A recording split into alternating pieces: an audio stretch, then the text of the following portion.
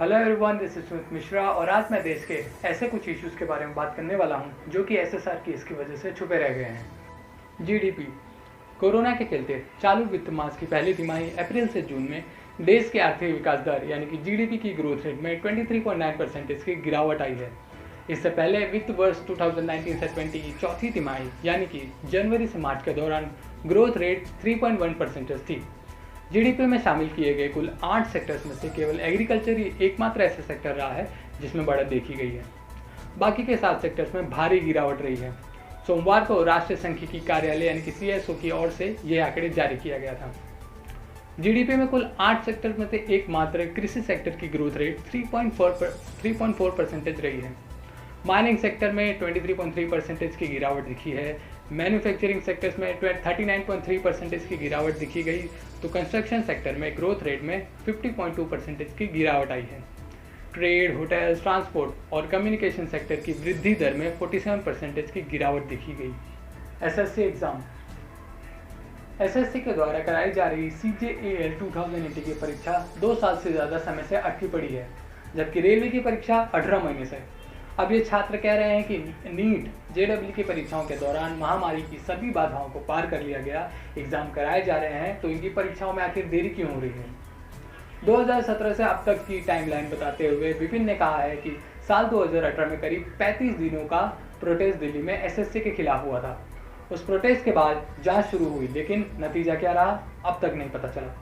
2018 में एसएससी का जो नोटिफिकेशन आया था दिसंबर 2019 में, उसके टीयर 3 का एग्जाम हुआ।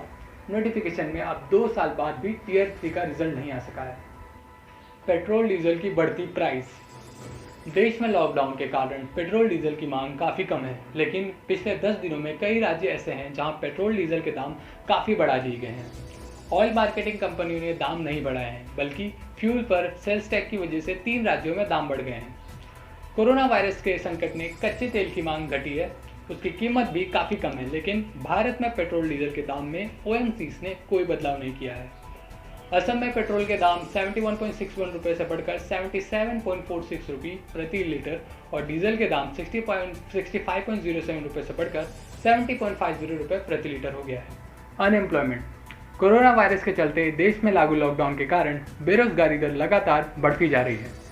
Centre for monitoring Indian economy के मुताबिक देश में बेरोजगारी पर सर्वे रिपोर्ट जारी की है। इस सर्वे रिपोर्ट के मुताबिक 3 मई 2020 के एंड तक देश में बेरोजगारी दर बढ़कर 27.1% पर पहुंच गई है।